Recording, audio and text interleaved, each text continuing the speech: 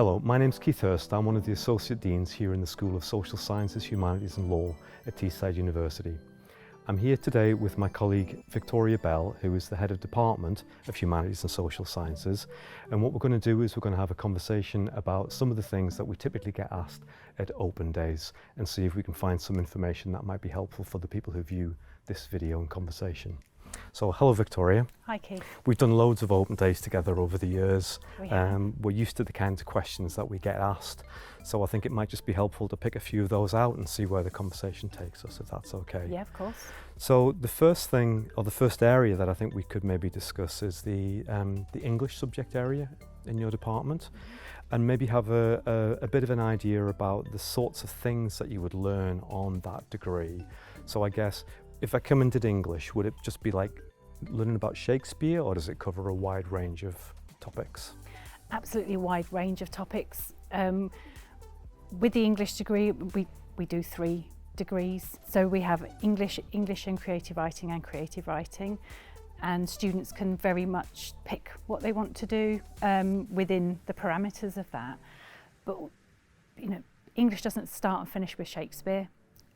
Some of the topics or the modules that people teach and the students will learn, we do go back to Victorian writing, so Victorian romantic writing, but we do a lot of contemporary stuff, how post-colonial writing, race and ethnicity. I don't teach on English, but I'm an avid reader, and I see, being in my role, I see a lot of things that go through announcements to students. Yeah. And I could continually look at the books and think, I want to be in that classroom talking about one of my favourite books. So for example, Haroun and the Sea of Stories is a book that they've just been talking about. Toni Morrison is discussed as well. So a lot of contemporary literature as well. Okay, so do the students get to choose very much within those degrees? Because say for example, if they liked contemporary literature versus, I don't know, something more historic, is that open to them to pick and choose, or do they have to cover everything? Well, to some degree, yes. Obviously, with all degrees, you need a foundation. So much more the concepts and the ideas behind it. So, for example, there's a cultural representation module where students look at cultural identities through literature, but the specifics, students are able to choose their options from there on topics that really interest them, particularly in 2nd and 3rd year. And there's always a dissertation where they can really focus in on something that they're interested in. Okay, so I've heard you and colleagues talk about like themes within literature. So is that the idea that you might pull something that is a theme across a number of different sources that may end up being tied into your dissertation? It's not necessarily you're just looking at one type, fiction or poetry or something. You can, like a wide approach. Yeah, absolutely, and I think it again comes back to student interest. Yeah. But also what we do, well, in all the degrees that we're going to talk about today, but with thinking about English, is also think about what the students might be doing when they leave us. So for creative writing, for example, we have one of the themes throughout the degree is a creative writing lab, where students can get involved in thinking through how they might facilitate groups if they, for example, were going to become a creative writer, running workshops and that sort of thing. Yeah. So we're also encouraging them to think about what they might be doing when they leave us. So thinking about creative writing course, I think that's one of the areas where you do have some really good examples of innovative learning and teaching in the department. Is there maybe an example that you could give me there? Yeah, so students, thinking of how employability skills, we have a student conference that students organise and they run it, but they also do some peer assessment as part of that as well. So they're not 100% deciding, but they have an input into other students' marks depending on participation and how the students are presented. So that is very innovative. Okay, that's great. Could you tell me a little bit about live research projects and what that means in the context of creative writing and English? So all of our, I would say, yes, all of our academics working within creative writing and English are all active researchers. you don't necessarily need much outside resource doing those sorts of research. Okay. I mean, I'll use a couple of people as examples. Jenna, who's the course leader for the creative writing online course, she's a published poet, and she's also just had a novel agreed. So, Fantastic. you know, when we talk about live projects and how academics take things into the classroom from research-informed teaching, Right. I think every single member of the English and creative writing team is an active researcher. Most of them are published authors, Yeah. either academic monographs or more creative things. Okay, thank you. Just sticking to that idea that lots of the academic staff are professional writers themselves, could you say a little bit about employability options for those degrees? I'm guessing it isn't just the case that if you want to be a professional writer, you come and study English or creative writing. Does it link to other areas of employment? Absolutely. I think if you think that the only route or the only motivation for doing English or creative writing would be to work within the arenas and to look at some people out in the world and see what degrees they've got. But I think with a degree in English, it opens lots of doors for students to go on and do lots of different things. But having said that, you know, the creative side, we quite often find our students out and about doing very creative things. Yeah, and I know there are lots of the sort of transferable skills, aren't there, in English and creative writing that we know employers like. So obviously being literate, but being able to handle like large amounts of information and synthesizing stuff, and I don't know, I suppose like journalism, copywriting, marketing, those sorts of things. Absolutely, and to think about Madeline at the moment, so Madeline does a lot of work, international work, and she's working with some women in Pakistan at the moment who are magazine and newspaper editors. So those sorts of transferable skills as well, and not just through editing of those sorts of things, all sort of marketing materials. It's a skill that comes from English. Okay, thank you. So what I'd like to do now is to stick on the idea of talking about transferable skills and employability and ask you about the history degree in your department, please. So maybe start with the transferable skills. What sorts of things would somebody pick up while studying history that they could take out into the world of work? So thinking about history and the transferable skills, doing history research, people think of it as a very dry subject, but actually it depends on what part of history you're looking at. I'm not saying that ancient history is necessarily dry, if that's what gets you excited in research. But it's problem solving, it's being able to disseminate information, also being able to, like you said earlier, to be able to synthesize information, be able to search for the right things in the right places. Having those skills to search an archive is very, very useful in lots of roles, and I think now many collections are becoming digitized. Yeah. So to be able to do that search digitally will transfer across into lots of different roles and lots of different skills and transfer. But also when we think of history, like I say, maybe ancient history, but some of our academics are doing very contemporary history. Okay. So we have two colleagues at the moment who are both on research fellowships, Leverhulme fellowships, and Roisin is working in Ireland on the Troubles. And so for some of us it's part of our history because we can remember it. If you think about students coming in at 18, you know, we are talking about contemporary history that's still very relevant today. And we've got Professor Nigel Copsey, who's actually in Canada at the moment on a Leverhulme fellowship, and he's researching fascism and anti-fascism, which couldn't be more relevant today. Yeah, that's really interesting. So although it's historic, the content, it can be, I think the word you used was contemporary, can inform current policy and current thinking. Absolutely. Yeah. And when we think about what's happened in history and what's happening now in world events, actually it's all very relevant. Could you tell us a little bit about the reasons and the way in which colleagues who work in those contemporary areas of history are influencing thinking at the moment, perhaps with policymakers, with government, especially in relation to the example that you gave of, war in Europe at the moment? I think you've just sort of outlined it in your question really, and thinking what's happened in history, but also what's happening now. We have academics here working on those topics. I'll use Nigel as the example, fascism and anti-fascism. It's so relevant today. Getting a Leverhulme Fellowship grant to do that research kind of says back to us that it's cutting edge. Yeah, it's a very prestigious award, I think. Very prestigious award. Yeah.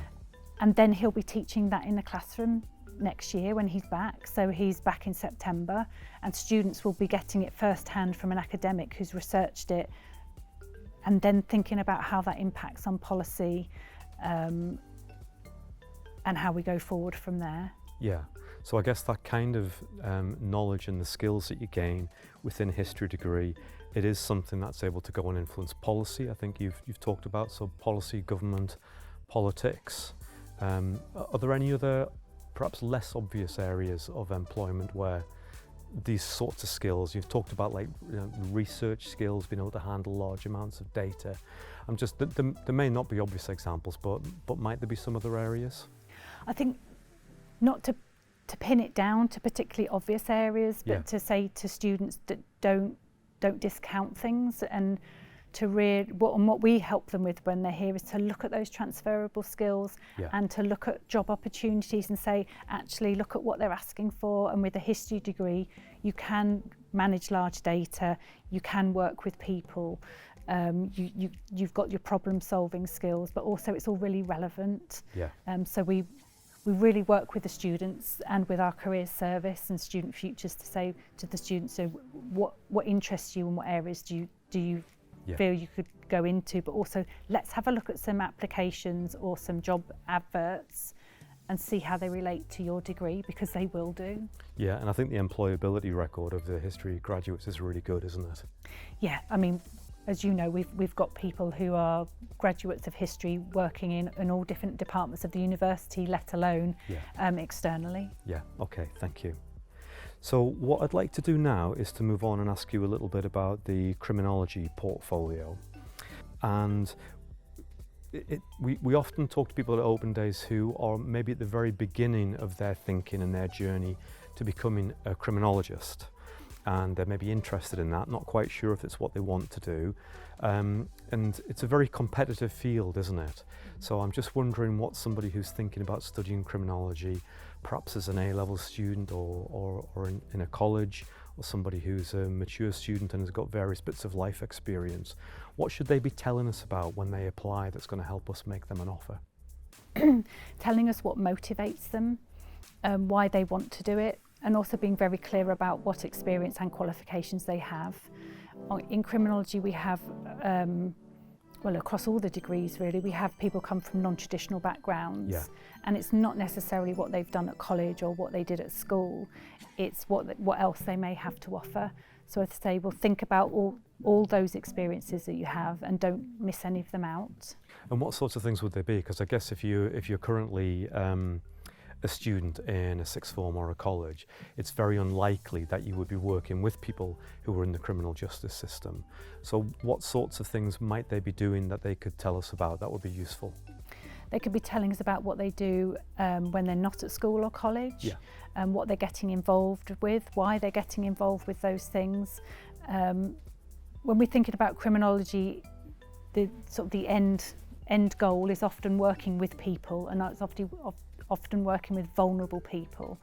So it's really thinking about how they may fit into some of that, and for them what motivates them. Why do they want to work with a particular group of people, and how they think they're going to get there to do it. Okay, right, thank you. You talked in relation to one of the other subjects, this idea about live projects. Is that something that is impacts upon the criminology degrees, and could you remind us what you mean by live project?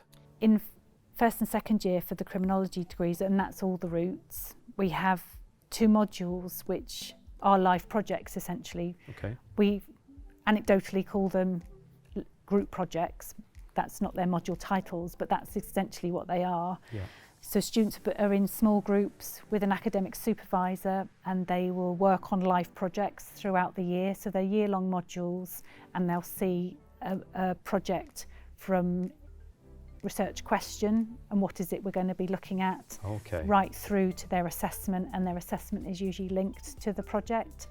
So for example, in first year they produce a podcast which is about their project. Okay, and do the projects that the students work on sometimes link directly to the research interests of the members of academic staff? Yes. And is that of benefit to the students at all?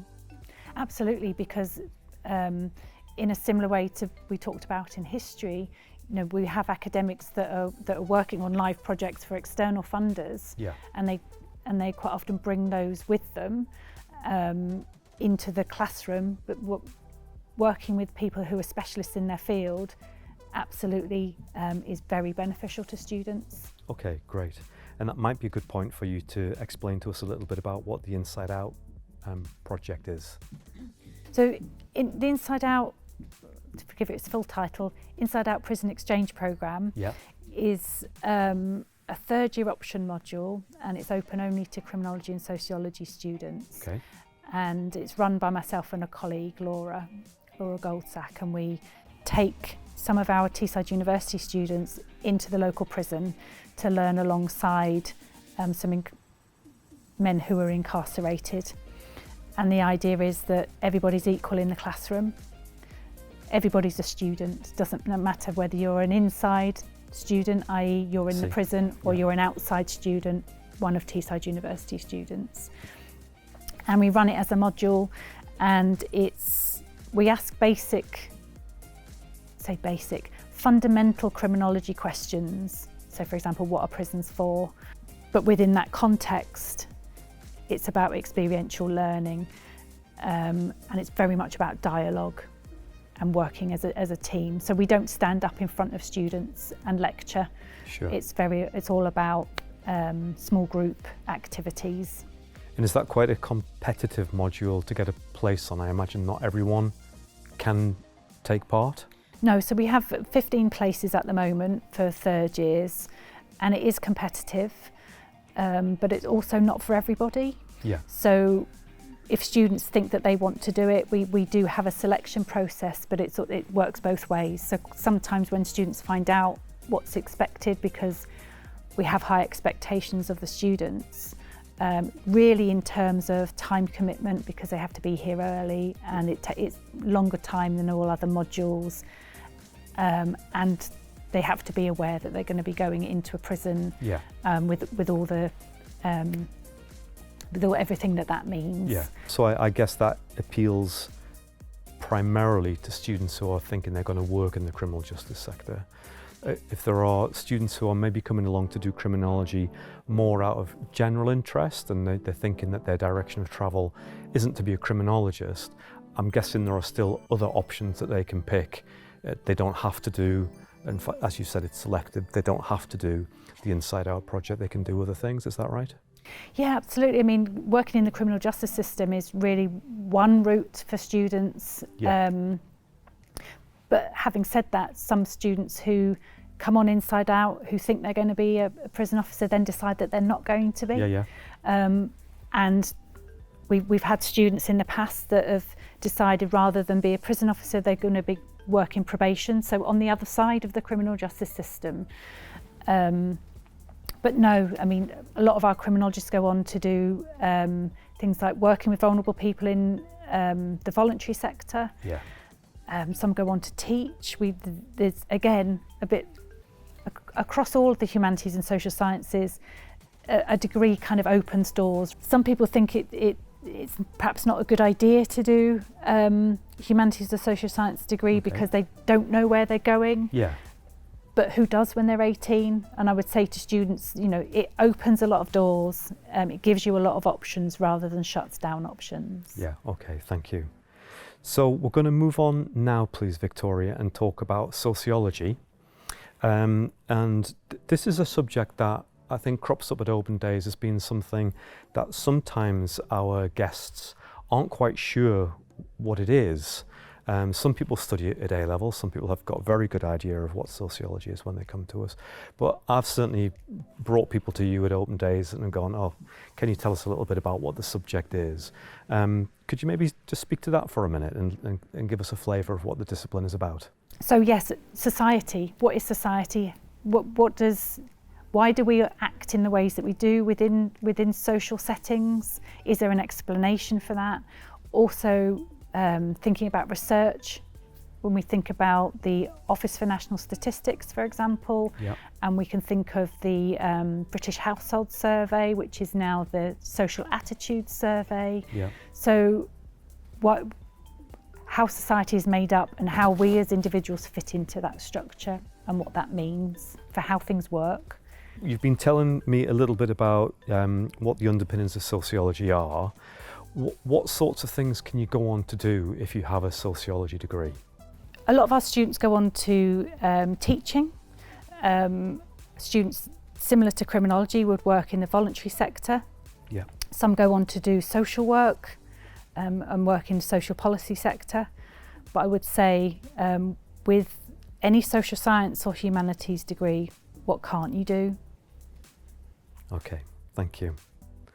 So finally, we're going to talk a little bit about the politics degree.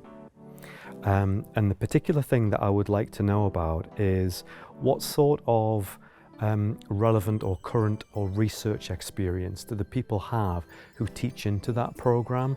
Is it people who've got any active involvement, or is it all very, very academic?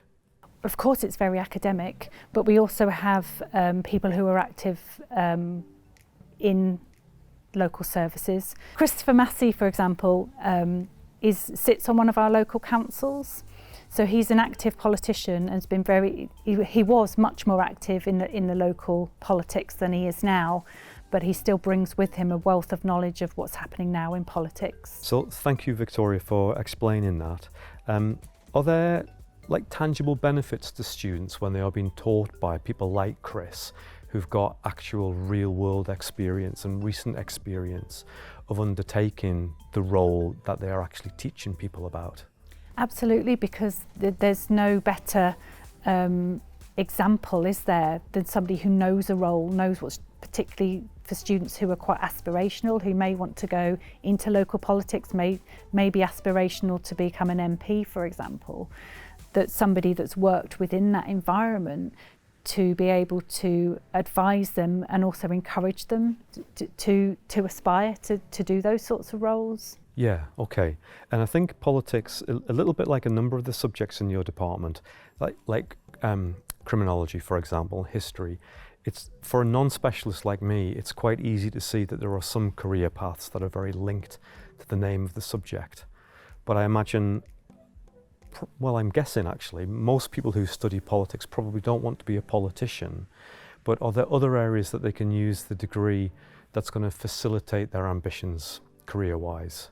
Absolutely. I mean, areas of policy, but also thinking that it's very current and knowing what's similar to history.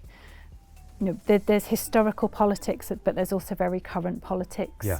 And what they do on the degree course is on the contemporary modules. Obviously, they're updated every year with what's going on and how we can explain things. Yeah. And it's absolutely fundamental that our students are current and know what's going on, so that when they then go into the workplace, whatever that might be, that they can see things from that current perspective and understand what's going on and why, Yeah. and use those transferable skills. And by policy, do you mean just government policy, or do you mean linkages to all different types of industry? So Policy with a small p, really. So in different areas of different organisations where they're working, if you think about the different departments in organisations, that they'll need to know the relevance of what's happening in the context of where they are, and working with policy, whatever that might be in that context. Okay. Well, thank you very much for taking the time today to explain to us these different fascinating subject areas. We hope the video has been of use to people who watch it, and thanks very much for your time. Thanks, Keith. I just want to say, hopefully it has been useful, but people know where to find us if they want more information. Definitely. Okay, thank you. Thank you.